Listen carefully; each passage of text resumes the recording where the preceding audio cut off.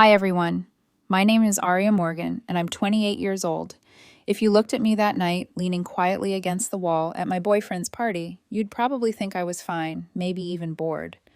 But inside, something was splintering. I just didn't know it yet. The bass from the speakers pulsed through the floor, shaking the bottles on the counter.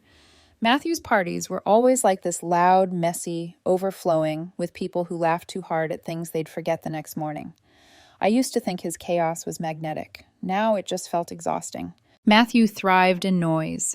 He liked to be seen, the loudest laugh, the biggest presence. And me, I was the quiet one, the one who made sure there were clean glasses, who reminded him to eat before he drank too much, who knew the Wi-Fi password by heart when someone inevitably asked. I stood there nursing a half-warm drink, pretending to enjoy myself while scanning the crowd. He was in the middle of it, as always, surrounded by friends and strangers, a drink in one hand, his other arm slung casually around Dana, a woman from his office. I'd met her once, the kind who wore confidence like perfume, intoxicating, heavy, impossible to ignore. She leaned in close to whisper something in Matthew's ear, and he threw his head back in laughter. That laugh used to be my favorite sound. Tonight it made my stomach twist. "Don't overthink it," I whispered to myself, the way you talk to a frightened child. He's just being friendly. But then the chant began. "Do it! Do it!" Someone yelled. The crowd clapped, laughing. I frowned, trying to see through the flashing lights. Matthew and Dana stood at the center now, the crowd forming a loose circle around them. "What's happening?" I asked a girl nearby. She grinned. Truth or dare? Someone dared them to kiss. My heart froze. I waited for Matthew to laugh it off. He was good at laughing things off, but instead he smirked, tilted his head at Dana, and said something I couldn't hear over the music. Then, before I could process what was happening, he leaned in and kissed her. It wasn't playful. It wasn't funny. It was slow, deep, deliberate. The crowd howled with approval. I couldn't breathe. The sound faded into a muffled roar, the kind you hear underwater when your body decides to shut down to protect you. My chest tightened. Someone's hand brushed my shoulder, maybe to comfort me, maybe to point me out, but I stepped back, shaking it off. When Matthew finally pulled away, the look on his face wasn't guilt. It was pride, like he'd just won something. Then his eyes found mine. For half a second, something flickered, maybe regret, maybe surprise. But just as quickly, he smirked again and said loudly enough for everyone to hear, "Relax, babe. It was a dare. Don't be so sensitive." A wave of laughter followed. I stood still. The humiliation burned through my skin, hotter than anger, sharper than heartbreak. I didn't shout. I didn't cry. I didn't storm out dramatically the way the movies tell you to. I just turned, walked to the kitchen, and poured my untouched drink down the sink. The fizzing sound was soft, almost mercifully quiet. Then I took my jacket from the hook and left. No one stopped me. No one even noticed. The drive home was a blur of red taillights and empty thoughts. My hands were steady on the wheel, but my heart felt hollow. Every word he'd ever used to minimize me replayed in my mind like a cruel mantra. "You're overreacting. You're too serious. You're too sensitive." By the time I pulled into our driveway, something inside me had gone completely still. I sat in the dark for a while, staring at the front door, listening to the faint hum of the refrigerator inside. This was the home we'd built, the one I'd filled with quiet touches he never noticed, folded laundry, stocked shelves, the lamp he said made the room too soft. Now it all felt like the stage set waiting for an actor who'd forgotten their lines. When Matthew stumbled in, hours later, I was still sitting there in the living room in the dark. The only light came from the street lamp outside, casting long, sharp shadows across the floor. "Aria," he called, fumbling with his keys. "Why are you sitting like that, God? You look like a ghost." He flipped the switch. I didn't move. "Are you seriously mad about the dare thing?" He laughed too loudly. It was a joke. Everyone was laughing. "You should have seen your face, though. You take things way too seriously." Still, I said nothing. He sighed, tossing his jacket onto the couch. "Oh, come on. This again." The silent treatment, really. When I finally spoke, my voice was calm, almost detached. "Was the tongue part of the dare, too?" He froze. "Excuse me. You kissed her like you meant it." He rolled his eyes, incredulous. "You're blowing this out of proportion. It didn't mean anything. You're acting crazy." Maybe I said standing, but at least I'm not pretending not to feel. He blinked, thrown off by my tone. No tears, no trembling, just even quiet finality. "Are you breaking up with me over a stupid party game?" I didn't answer. I turned, walked to the bedroom, and began folding clothes into a small suitcase. Behind me, his voice rose. "You're being ridiculous, Arya. You can't just leave because your ego got bruised." But I didn't respond. The rhythm of folding fold smooth pack became my shield. When I zipped the suitcase shut, the sound was soft but absolute. I rolled it to the door, slipped on my shoes, and said the last words he would hear from me for a very long time. "You called me too sensitive for feeling hurt, but I think it takes strength to feel it all." Then I left. The door closed behind me with a click that felt like the end of a sentence and the beginning of something new. I didn't cry that night. People always assume heartbreak looks like sobbing into a pillow. Mascara running, clutching your chest like in some tragic romance film. But for me, it was quiet, a kind of numb silence that felt like standing underwater while the world kept spinning above. When I arrived at Lila's apartment just after midnight, she took one look at me and didn't ask a single question. She just opened the door wider. "Guest room's clean," she said softly. "You can stay as long as you need." I nodded. My suitcase felt heavier than it should have. In her small apartment, the ticking of the wall clock was the only sound. I sat on the edge of the guest bed, staring at my hands, wondering if I'd done the right thing. 3 years of my life gone in the space of a single kiss. I replayed everything, like my brain was trying to find the moment when it all went wrong. The first time Matthew told me I was too serious. The second time he said, "Don't overthink it." The third when he laughed after I told him that his jokes sometimes embarrassed me in front of friends. He'd always said those words with a smile, like they were harmless. But they weren't. They were tiny, invisible cuts that finally became too deep to ignore. Lila appeared in the doorway holding a cup of tea. "You want to talk about it?" I shook my head. "Not yet." "Okay," she said, setting the cup down on the nightstand. "Just don't let him make you feel like you overreacted. You're allowed to feel hurt." I stared at the steam rising from the cup, thin, delicate, dissolving into the air. "I'm just tired," I whispered. The next morning, sunlight streamed through the blinds, drawing pale stripes across the floor. I woke up to a phone vibrating beside me, Matthew's name lighting up the screen. I stared at it until it stopped. Then I turned it face down. I took a long shower, letting the water run until it stopped feeling like an escape and started feeling like a decision. When I stepped out, I knew what I needed to do. Back at the apartment, Matthew was waiting. He must have stayed up all night, because when I opened the door, he was sitting on the couch, still in last night's clothes. Finally, he said, standing, "Can we just talk like adults? You seriously left over that?" I ignored the question and walked to the bedroom. My movements were methodical, like I was performing a routine I'd practiced 1,000 times, except this time it was real. I started packing the rest of my things, books, shoes, the plant I'd kept by the window. Matthew followed me pacing. "Arya, come on. It was a stupid dare. Everyone was laughing. You're making this bigger than it is." I folded another shirt. "It's not the kiss, Matthew." "Then what is it?" he snapped. "It's the way you made me feel like I was wrong for caring." He blinked momentarily, speechless. Then with a bitter laugh, "God, you always twist everything into some emotional lesson. You're exhausting." I paused, holding the last shirt in my hands. "Then I guess you'll finally get to rest." That shut him up. He watched as I zipped the bag shut. The sound echoed like the final seal on a coffin. I grabbed my keys from the counter. His voice softened suddenly, turning almost childlike. "You're really leaving, yes. Over this, because of everything before this." He didn't reply. He just stood there frozen as I wheeled my suitcase toward the door. When I reached it, he called out again, his voice smaller now. "Arya, please don't do this. You're gonna regret it." I turned around slowly. For a second, I wanted to say something kind, something to ease the sting. But then I saw his expression, the same self-assured smirk that had once charmed me now, just an echo of arrogance, and I realized he wasn't sorry. He just didn't want to lose control. I opened the door. "Maybe," I said softly, "but at least I'll regret something that's mine." Back at Lila's, I placed my phone on the kitchen counter and blocked his number. Then I sat by the window, staring at the street below. There's a strange kind of peace that comes after devastation, not happiness, but stillness. No chaos, no noise, just the sound of your own breath reminding you you're still here. For days, I didn't speak much. I worked remotely, made simple meals, helped Lila with her garden on the balcony. Each small action felt deliberate, like I was slowly rewiring myself. But silence can be dangerous too. It starts as protection, then becomes habit. I stopped answering texts, stopped checking social media. The quiet that had once comforted me began to feel like a room with no doors. One night, while watering the plants, Lila said quietly, You can't hide forever, Arya. I'm not hiding, I said. I'm healing. She gave a small smile. Healing's good.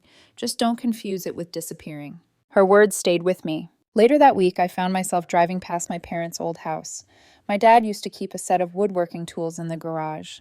I used to love helping him as a kid, sanding old furniture, fixing broken chairs. Matthew once told me it was a boring hobby. I stopped doing it after that. Now, staring at the dusty windows of that empty garage, something stirred inside me.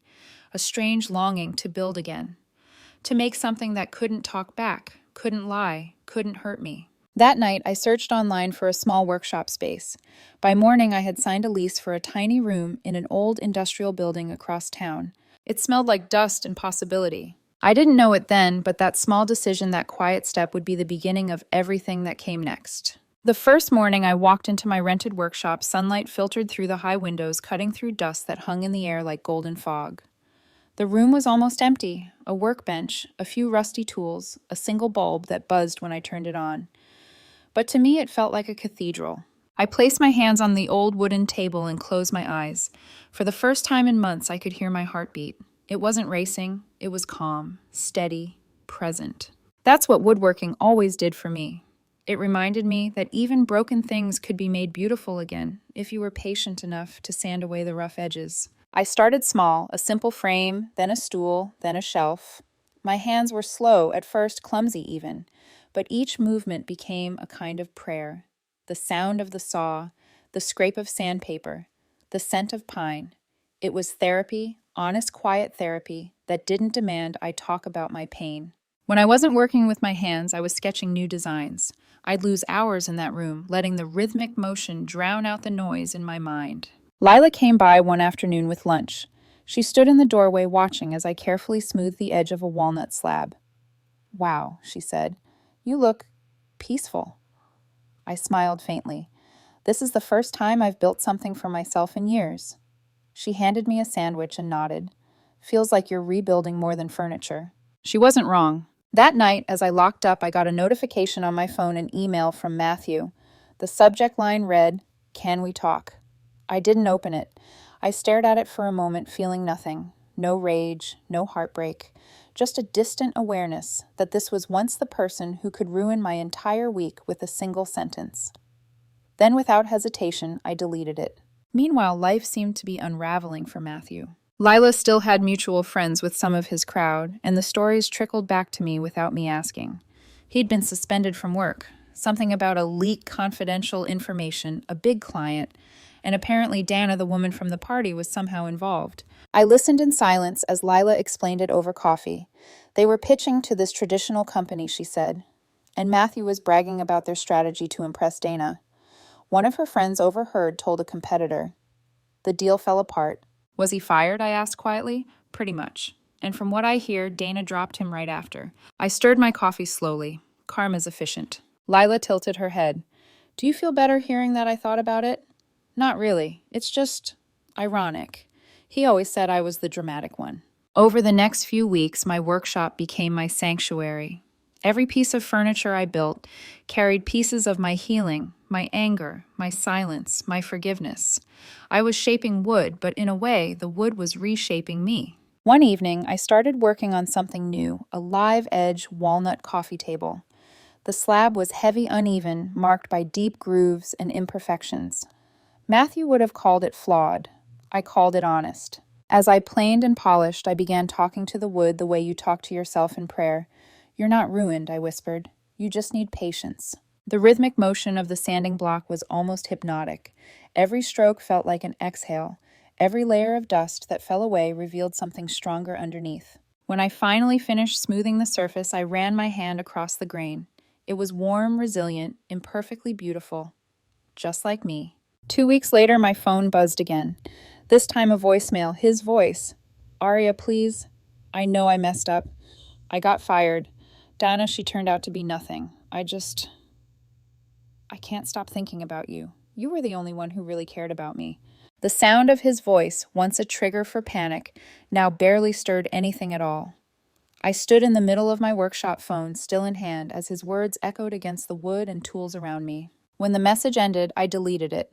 Then I turned the sander back on and kept working. The table took me nearly 3 weeks to complete. When I was done, it gleamed under the workshop light, dark and rich with a satin finish. I pressed my palm against it, feeling the grain beneath my fingertips. There was a sense of completion, not just in the table, but in me. I thought of Matthew again briefly, how he once mocked this hobby, calling it a waste of time. And I realized how wrong he was, because this act of creation had saved me. When I turned off the lights and locked the door that night, I looked back one last time.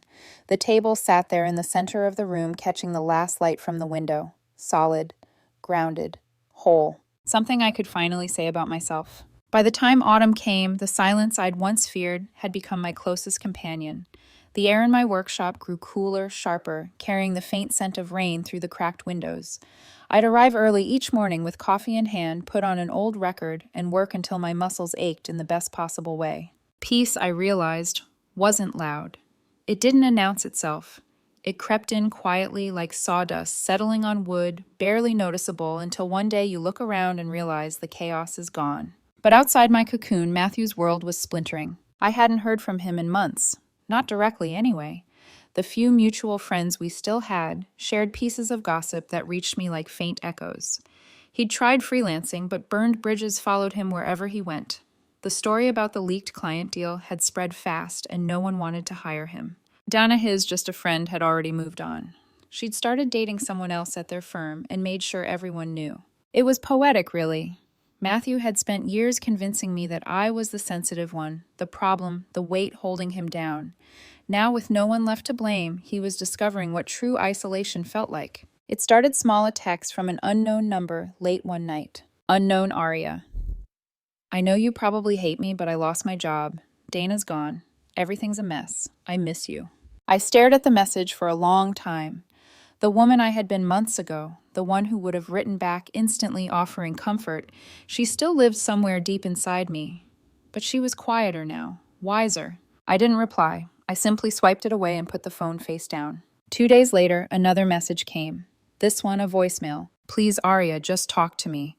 I made a huge mistake. You were the only person who ever believed in me. I can't sleep. I can't eat. I stopped it halfway through, deleted it. By the end of the week, the calls turned frantic, then angry, then silent again. One night, I found myself sitting on my apartment floor, the finished walnut table in front of me. My hands brushed across its smooth surface as if tracing a map of my own healing. The apartment was small, but it was mine, filled with soft light, gentle music, and the steady pulse of my own breathing. Lila came over that weekend, bringing food and the kind of gentle chaos that only best friends bring. I can't believe you actually built all this, she said, admiring the furniture. It's like walking into an art studio that smells like fresh pine. I smiled. It's been good. Centering. She gave me a sly look, and completely Matthew-free. I laughed quietly. That too. Then, as if summoned by the sound of his name, my phone buzzed again. Another unknown message. I didn't have to read it to know who it was, but I did. Unknown. My mom said she saw you at the grocery store. You look good. I can't stop crying. I need my best friend. Best friend. The words almost made me laugh. He'd never been my best friend. He'd been a hurricane I mistook for warmth. I set the phone aside and said softly, I think I finally understand something. Lila looked up. What is that forgiveness isn't for them? It's for you, so you can stop replaying what you can't fix. She smiled gently. Sounds like you're almost free. But Matthew wasn't done. The next day, I got another message, this time from Stacy, one of his old party friends. Hey, Aria. Look, I know Matthew messed up, but he's really trying. He's in a bad place. Can't you just talk to him closure or something? I could almost hear her tone the same patronizing pity she'd once used when Matthew and I fought at parties. This time, I replied. Just one line. Stacy, please don't contact me again. That was it. Simple. Clear. A boundary that didn't need an explanation. For a few blessed hours, it was quiet again. Then the storm hit. Unknown, fine. I get it. Unknown. You're just a cold, heartless person. Unknown. You're happy I'm suffering, aren't you? Unknown. You always loved playing the victim. Unknown. You're too weak to handle someone real. There it was, the real Matthew. The one beneath the charm and the excuses. The man who only felt powerful when he could make someone else feel small. I didn't respond. I just sat on the couch reading each message as if it were a case study in who he truly was. Then one by one I took screenshots not to share, but to remember. To remind myself on the hard days that I wasn't crazy, that this was what I had escaped. I titled the folder Closure. Then I blocked the number. That night I went to bed early. The room was still and dark, the sound of rain tapping softly against the windows. I thought about how Matthew used to hate rain, said it made him feel trapped. For me, it was the opposite. Rain always made me feel safe, like the world was finally quiet enough to start over. And maybe that's exactly what I was doing, starting over grain by grain, breath by breath. 6 months later, I was no longer the same woman who had walked out of that party with trembling hands and a silent heart. My life had become still. Not dull still, like the quiet that comes after a storm when the world finally exhales. The workshop was thriving now. People started commissioning small pieces, shelves, benches, custom coffee tables. Sometimes they asked me why I named my studio Grain and Grace. I'd smile and say, because that's how healing works, slowly, layer by layer, until the rough edges turn into something graceful. I wasn't just building furniture anymore, I was building peace. And then there was Wayne. He wasn't loud like Matthew. He didn't fill silence with noise. He listened. We met one afternoon when he came by to order a reclaimed wood bench for a rooftop garden he was designing. A landscape architect with steady hands and a voice that always carried calm. I remember how he ran his fingers over the wood and said, "You can tell when someone treats the material with respect. You don't force it, you let it breathe." The words lingered with me long after he left. 3 weeks later, when he came to pick up the finished bench, he asked if I wanted to see the garden once it was done, and that was how it began, quietly, naturally, like the slow opening of sunlight through clouds. A few months later, Wayne invited me to an art gallery opening. Downtown, one of his colleagues was hosting an exhibition of metal and stone sculptures. The gallery was small, intimate, with white walls and soft jazz humming in the background.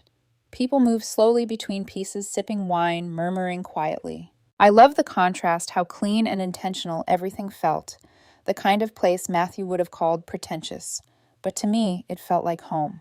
Wayne stood beside me, explaining the details of a bronze figure, how the artist had used imperfections to tell a story of resilience. "It's not about making it flawless," he said. "It's about honoring what's already there." I smiled, resting my hand lightly on his arm. "You sound like me in the workshop," he grinned. "Maybe that's why we get along." And then without warning, the air changed. It's hard to describe it, that instinctive shift when someone's presence slices through the calm like a cold wind. I didn't need to turn around to know who it was. I felt him before I saw him. Matthew. When I finally did glance over, it was almost surreal. He looked smaller somehow. The confidence that once radiated from him had withered into something brittle. His shirt was wrinkled, his hair slightly unkempt. Even his posture, that easy, arrogant slouch, was gone. He was scanning the crowd, eyes darting anxiously until they landed on me. For a moment I thought he might look away, but he didn't. He walked straight toward me. Wayne sensed the tension immediately. "Do you know him?" he asked quietly. I nodded once. "I used to." Matthew stopped a few feet away, his voice barely above a whisper. "Arya, please, can we talk?" His tone was raw, stripped of bravado. The voice of someone who'd run out of people to charm. I turned to face him, fully calm but distant. "Matthew, I didn't expect to see you here." He swallowed hard. I didn't expect to see you either. I've been trying to reach you, I know." For a long moment, he just stared at me. His eyes were bloodshot, his expression lost. "I ruined everything. My job, my friends, you. You were right about everything. I was stupid and cruel and..." His voice cracked. "I destroyed the best thing I ever had." The room around us faded. I could hear my heartbeat steady and unbothered. Months ago, those words would have shattered me. Now they just floated in the air, empty, weightless. I looked at him not with anger, but with a strange, detached pity. "I appreciate you saying that," I said softly. A flicker of hope lit his eyes. "Then maybe..." But the woman who needed to hear that apology, I continued, doesn't exist anymore. His mouth opened, then closed again. I watched the realization sink in, slow and heavy. "I'm not angry, Matthew," I said. "I just don't feel anything anymore. You called me sensitive for caring. But you never understood that sensitivity isn't weakness. It's depth, and you were too shallow to swim there." The silence that followed was deafening. Then gently I turned toward Wayne, who had been standing quietly by my side, steady as an anchor. "Wayne," I said with a small smile. "This is Matthew, someone I used to know." Then turning back, "Matthew, this is my boyfriend Wayne. Matthew blinked the words, hitting him like a delayed blow. Wayne extended a polite hand. Nice to meet you. Matthew didn't take it. He just stood there, frozen, his face pale and unreadable. I placed my hand on Wayne's arm. Come on, I said calmly. Let's see the rest of the exhibit. We walked away. I didn't look back. Outside, the evening air was cool and gentle. I breathed it in deeply, the scent of rain metal and freedom. Are you okay? Wayne asked softly. I nodded. Yeah, I actually am. When I got home later that night, I lit a small candle in my workshop and sat by the walnut table, my first creation, the one that had seen me through every phase of breaking and rebuilding. I traced my fingers along the grain, feeling its smoothness beneath the light.